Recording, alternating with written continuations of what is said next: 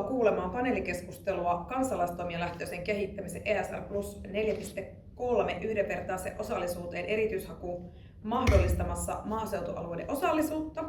Ja minä olen Heinosen Sanna, Pohjois-Karjalan sosiaaliturvayhdistyksen johtaja ja toimin tämän paneelikeskustelun vetäjänä. No niin, ja aloitetaan sillä, että esitellään ensin panelistit. Kuka olette, kuka olet ja mistä yhdistyksestä ja hankkeen nimi ja haluatko Teija aloittaa? Joo, eli Sivosen Teija Pohjois-Karjalan sosiaaliturvayhdistyksestä Kanto 2-hankkeesta ja Kanto 2-hanke on koordinaatiohanke. Joo, ja minä olen Marjamon Tiina Perheiden paikka ry:stä ja meidän hankkeen nimi on Oikea-aikainen eroneuvontahanke ja hankkeessa siis neuvotaan ihmisiä erilaisissa erokysymyksissä ja autetaan sitten jatkopalveluihin. Katri Mäkisalo, Suomen nuorisoseurat ry Livohka-hankkeesta osallistavaa pelisuunnittelua nuorille Pohjois-Karjalassa. Ja Tatjana Svane ja Keski-Karjalan maahanmuuttajayhdistys Allians ry ja Silta-hankkeen projektipäällikkö. Hyvä, kiitos. Tosiaan meillä on tässä 3 hanketoimijaa ja sitten koordinaatiohanke, niin nyt päästäänkin sitten varsinaisiin kysymyksiin ja keskusteluun. Ja Teija voisi vaikka ensimmäisenä meille kertoa, että mistä tähän Kanto 2:een niin on lähtenyt tämä ajatus liikkeelle ja mistä tuli tämä tarve tälle koordinaatiohankkeelle?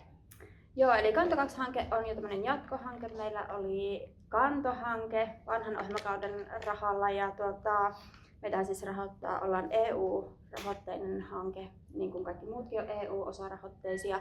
Ja tämä on rahoittajan hakukuulutuksella hakema hanke. Rahoittaja siis totesi, että siellä haluttaisiin enempi yhdistysten hallinnoimia hankkeita. Että se yhdistysten tekemä ruohonjuuritason työ oli tunnistettu ja tunnustettu. Ja koordinaatiohankkeen tarkoituksena on auttaa ja tukea yhdistyksiä hakemaan tätä rahoitusta ja neuvoa sitten siellä hankkeiden aikana. Hyvä, kiitos. Meillä se eroneuvontahanke idea siihen lähti siitä, että ollaan Ensi- ja turvakotien liiton alainen yhdistys ja se erotyö on niin valtakunnallisesti tunnettu ja meillä on se halu tehdä sitä erotyötä ollut jo pitkään ja sitten on niin mietitty näitä rahoitusmahdollisuuksia ja sitten tietysti meillä on tapaamispaikkatoimintaa, missä etävanhempi tapaa lapsiaan tuetusti tai valvotusti, niin myös sitä kautta sitä erotyötä ollaan mietitty jo pitemmän aikaa, että sitä voisi toteuttaa ja se on tietysti niin kuin yhdistykselle tyypillisesti tällainen matalan kynnyksen palvelu, niin sitä halutaan sitten ehdottomasti tänne alueelle tuoda. Katri. Joo, no meillä ajatus on lähtenyt ehkä sieltä enemmän kotiseutuun kiinnittymisen näkökulmasta. Ollaan haluttu tarttua ajatukseen, kun puhutaan maaltapaosta tai että kaikki lähtee kaupunkeihin tai tämän tyyppisestä tematiikasta, että olisi joku syy jäädä sinne omalle kotiseudulle ja kotipaikkakunnalle, että ei tarvitse lähteä välttämättä Livohkaan sieltä, kun voi lähteä mukaan Livohkaan.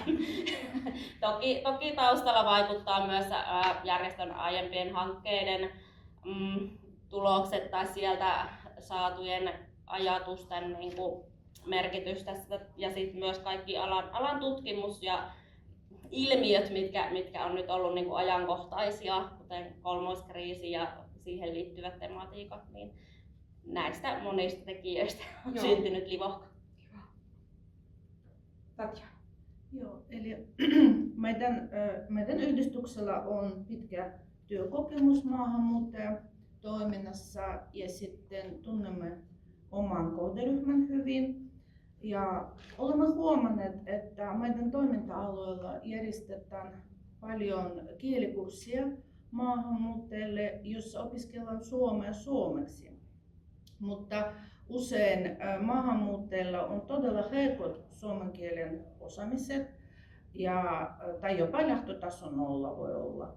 Ja siitä syntyi ajatus, että voitaisiin omassa hankkeessa järjestää sellaiset kielikurssit, kielikoulutus, jossa maahanmuuttajat opiskelevat suomea omalla äidinkielellä. Kiitos. No, Pohjois-Karjala niin tiedämme, että on pitkien välimatkojen maakunta ja kun puhutaan hankkeesta, jolla on tarkoitus tavoittaa kaikkein haastavimmassa tilanteessa olevia ihmisiä, niin pelkästään kotoa lähteminen ja tuen hakeminen voi olla ison kynnyksen takana. näissä hankkeissa, miten te olette tavoittaneet teidän kohderyhmään kuuluvat henkilöt ja miten olette saaneet heidät mukaan toimintaan? No, mehän ollaan pyritty aina meidän palveluissa, niin kuin se ei ole matala kynnys, vaan meillä ei ole kynnystä ollenkaan, että meihin voi ottaa yhteyttä puhelin itse, voidaan niin kuin täysin hoitaa tai sitten ihan niin kuin, tietysti kasvatusta voi tulla toimistolla, mutta voi myös ihan täysin anonyymisti osallistua, ei tarvitse koskaan edes nimeään siellä mainita, että voi olla sähköpostiyhteyksin tai sitten taas jos asuu sillä tavalla, että ei vaikka pääse sinne toimistolle, on vaikka vammaispalvelujen kautta tullut, niin sitten mennään sinne kotiin, että järjestetään sitten ne tapaamiset siellä kotona. Ja paljon ollaan tietysti mainostettu ja ihan ympäri missä ihmisiä liikkuu, niin joka paikka on niitä mainoksia tietysti jaeltu, mutta hieman paljonhan se myös on sitä palveluohjausta, että ne ihmiset, ketkä näiden asiakkaiden kanssa, ketkä eroa pohtii, niin on tosi hyvin sitä ohjattu sinne meidän palveluihin, että siitä pitää kyllä kiittää niitä yhteistyökumppaneita, että on niin hyvin onnistunut. Joo. Katri. No, mä näkisin, että meillä avainasemassa on ollut verkostoituminen, eli vähän samankaltaisesti kuin tässä, että yhteistyötä tehdään laajasti ja ohjausta myös mukaan toimintaan. Ja sitten toisena ehkä se, että me ollaan jalkauduttu tosi ahkerasti ja aktiivisesti nuorten pariin. Nyt meidän kohderyhmänä on ne nuoret, niin me ollaan menty sinne, mistä me niitä nuoria tavoitettaisiin kertomaan toiminnasta ja kutsumaan mukaan. Ne on ehkä ollut ne tärkeimmät. Ja kyllä vuoden aikana yli 1200 ihmistä ollaan tavoitettu ja toiminnasta kerrottu, kohdattu, niin tämä on silleen vaikuttava tapa ollut tulla tutuksi. Mites Tatjana teidän kanssa? No, meidät tunnetaan meidän toiminta-alueella hyvin ja paljon asiakkaita hankkeeseen tulee Puskaradion kautta.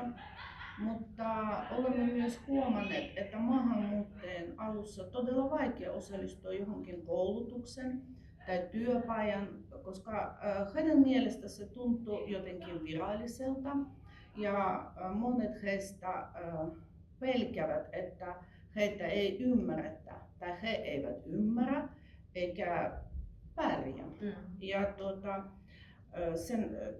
tästä asiasta tämän takia meillä on hankkeessa sellaiset työpaketit, kuten esimerkiksi yksilöllinen ryhmätoiminta. Siinä toiminnassa tehdään erilaisia retkiä esimerkiksi. Ja siinä retkessä maahanmuuttajat voivat tutustua helposti toisiinsa ja sitten tutustuvat suomalaisen kulttuurin, suomalaisen historian, luontoon ja sitten myös samalla me kerrotaan heille hankkeesta ja hankkeen toiminnasta ja työpaketeista. Ja sen kautta sitten monet maahanmuuttajat tulevat helposti sitten jatkamaan hankkeessa ja esimerkiksi osallistuvat muihin työpaketteihin, kuten esimerkiksi integraatiokoulutus tai itsetuntemustyöpaja. Joo. No teille sitten, kun koordinaatiohanke on vähän erityyppinen, niin miten olette tavoittanut ylipäätänsä alueyhdistyksiä ja varsinkin niitä uusia yhdistyksiä, joilla ei välttämättä vielä ole sitä ESR-hankehakukokemusta entiselle? Ennestään. Joo. Meillä on siinä mielessä hyvät lähtökohdat, että meillä yhdistyksenä on tosi laajat verkostot jo valmiiksi ja ollaan monissa eri verkostoissa ja työryhmissä mukana. Niin se antaa jo semmoisen hyvän pohjan sille. Ja kyllä myös avainasemassa on sitten kuntien järjestöillat. Et me on sinne jo edellisen kantohankkeen aikana jalkauduttu aktiivisesti. Ja koska se on kuitenkin se paikka, mikä kokoaa aina sieltä kunta-alueelta järjestöjä yhteen. Tavoitetaan nimenomaan myös niitä pienempiä yhdistyksiä, jotka ei sitten muuten tämmöisissä ammatillisissa verkostoissa liiku, mutta saadaan sitä tietoa viettyä sitä kautta. Ja sitten on tietysti vähän kuntakohtaista, että kuinka monta kertaa vuodessa vaikka näitä järjestöiltoja on, mutta onneksi meillä nyt sentään kunnat kyllä niitä järjestää vuosittain, että ei olisi sitä tilannetta, että ei ole ollenkaan. Mutta sitä kautta kyllä mä sanoisin, että kuntien järjestöillat on hyviä kohtia tulla tutuksi ja kun sinne menee ihan livenä, niin ne on ne kasvot ja se on se ihminen ja sitä kautta se kynnys sitten myös soittaa myöhemmin on vähän matalampi. Eli vinkkinä myös järjestöille kannattaa tulla järjestöiltoihin, Kyllä. järjestöiltoihin Kyllä. siellä vaikka tästäkin hankkeesta ja koordinaatiokokonaisuudesta saa sitä lisää. Kyllä. Hyvä. No, tämän hakulinjan hankkeessa niin on tehtävien toimintojen taustalla niin tulisi olla ajatus ja tulee olla ajatus parantaa ja tukea osallistujien työ- ja toimintakykyä, joka johtaa tai tukee lopulta osallistujien töihin tai opintoihin siirtymiseen ja tukee sitä siirtymistä ennen kaikkea. No, miten tätä on huomioitu teidän hankkeessa? Haluatko Katri vaikka aloittaa sitten tähän vastaamaan? Joo, no niin. Eli siis meidän hankkeessa tosiaan siinä kaiken ryhmätoiminnan taustalla projektityöntekijät aidosti kohtaa näitä nuoria ja siellä kulkee tämmöinen yksilöohjauksen periaate, jonka avulla on tarkoitus tukea sitä nuorta niin kuin kohti uutta, kohti semmoista tulevaisuususkoa ja tukea niin kuin jotenkin niissä seuraavissa askelissa niin kuin livohkan jälkeenkin tai hanketoiminnan jälkeenkin. Ja toki pyrimme hankkeen kautta kannustamaan nuoria mukaan opintoihin tai muuhun vapaa-ajan toimintaan tai sinne työelämään. Että semmoista palveluohjausta myös teemme tarpeen mukaan yksilöllisesti.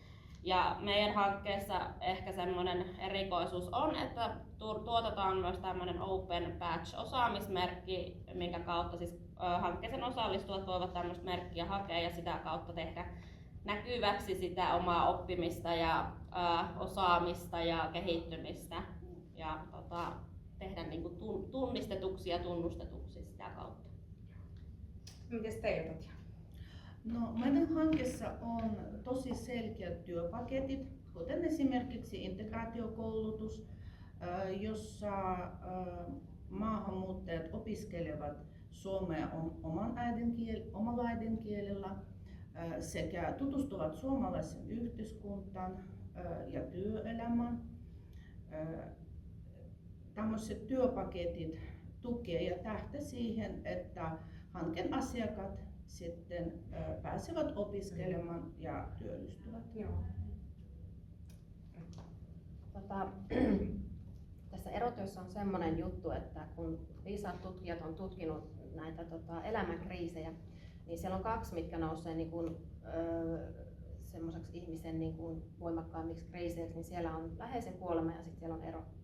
Ja siinä vaiheessa, kun se ero tulee ja se on päällä, niin ihminen voi olla ihan niin kuin toimintakyvytön tai työkyvytön. Ja sitten kun se niin kuin saa sen avun, ja meillä on nimenomaan se, että meillä avun saa niin kuin 3 vuorokauden sisällä, että meillä ei tarvitse jonottaa, että silloin kun se kriisi on, niin silloin sitä apua on tarjolla. Ja siitä ollaan niin kuin saatu kiitosta, että siihen on niin kuin vastattu heti ja ollaan pystytty tarjoamaan jotain, että vaikka sillä ihmisellä olisi niin kuin tarve jollekin raskaammalle palvelulle, mutta kun joku niin kuin kuuntelee ja ottaa sen hädän niin kuin tosissaan, niin se ihminen saa jo siitä semmoisen avun, että se toimintakyky niin kuin pysyy ja hän pystyy niin kuin käymään töissä ja ei tarvitse mitään pitempiaikaisia sairauslomia ja näin, että se on semmoinen konkreettinen asia, mikä on tässä niin kuin huomattu. Kiitos. No, nyt oikeastaan kaikille sitten kysymys, että ovatko muut paikalliset toimijat, esimerkiksi kunnat tai hyvinvointialue osallisena hankkeen toiminnassa ja miten, haluaako teidän? Joo, no tuosta noista kunnista vähän jo olikin kuntien järjestöilloista, mutta sitten ehkä erityisesti Pohjois-Karjalan hyvinvointialue ja Pohjois-Karjalan maakuntaliitto on niitä meidän yhteistyötahoja, eli kun ajatellaan, että näissä hankkeissa pitää kuitenkin oma rahoitusosuutta olla ja yhdistyksillä sitä omassa taskussa harvoin on, niin hyvinvointialueen kumppanuusavustukset on se, mitä yhdistykset pystyy tähän niin kuin hakemaan, ja toisaalta on tulevaisuusrahasto. Ja se, mitä me yhteistyönä ollaan sitten rakennettu, niin on se, että myös niihin kanaviin on yhteistyö siltä, että myös sinne suuntaan mennään koordinoidusti. Eli esimerkiksi tämmöiset palaveriajat saa meidän kautta ja me sitten yhdistyksiä vähän sparrattaa jo etukäteen, että mitä siellä palaverissa on sitten odotettavissa ja miten sinne valmistaudutaan, mutta että se toimintamalli on niin kuin luotu myös sinne suuntiin. Ja sitten vastaavasti, jos sinne yhdistys alkaa kysellä, että voitaisiko saada rahoitusta, niin myös siellä kanavissa osataan kysyä, että oletteko käynyt jo Kanto 2 juttu silloin ja mitä olette niin sopinut. Tämmöisistä yhteistyökuvioista on sovittu. Joo. No entäs otetaanpas nyt yllätyksenä täältä päästä sitten, että Tatjana, mites teillä? Teemme tiivistä yhteistyötä Tohmajärven kunnan kanssa ja Kiten kaupungin kanssa. He ovat hankkeen osarahoittajia ja tarjoavat esimerkiksi meille ilmaisia tiloja hankkeen toimintaa varten. Sitten tehdään lisäksi paikallisen TE-toimiston kanssa yhteistyötä. He mainostavat meidän hankkeen toimintaa omille asiakkaille ja tämän lisäksi myös Kiten evankelisen kansanopiston kanssa tehdään yhteistyötä, eli tiedonvaihtoa ja mainontaa. Mites sitten Katri? Livahka-hankkeella on 7 kuntakumppania Pohjois-Karjalasta plus 1 oppilaitoskumppani yhteistyössä. Ja tätä yhteistyötä tehdään esimerkiksi tila-asioiden osalta viestinnän kautta ja monenlaisissa eri työpaketteihin liittyvissä toiminnoissa tarpeen mukaan ja tilanteen mukaan ja toki siinä verkostojen luomisessa on myös niin kuin yhteistyötä paljon ja meillä nyt ehkä tärkeimpiä tai semmoisia merkittävimpiä on vaikka etsivän nuorisotyön kanssa tehtävä yhteistyö tai eri työpajatoimijoiden kanssa tehtävä yhteistyö. Joo, meillä on ehkä se on se hyvinvointialue, mistä ne asiakkaat tulee, että siellä se palveluohjaus kyllä niin pelaa ihan mahtavasti. Ja sitten toinen on niin perheasianeuvottelukeskus, että he tarjoavat myös tämmöistä niin pariterapiaa ja sovittelua, niin sitten he myös suosittelee meitä osalle.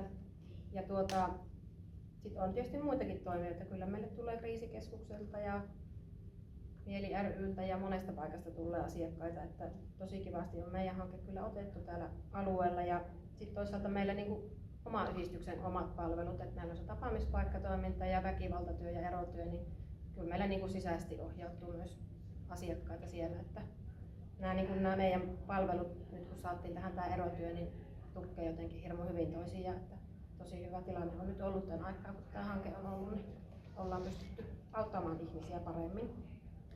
Onpa hienoa kuulla, miten laaja monipuolista yhteistyötä ja verkostotyötä teette tässä samalla, että niillä on kyllä tosi iso merkitys. No sitten viimeisenä kysymyksenä teille kaikille, että miten kuvailisitte oman hankkeen vaikutuksia toiminta-alueen osallisuuteen, yhteisöllisyyteen ja elinvoimaisuuteen? Ja nyt kysyn, kuka haluaa aloittaa?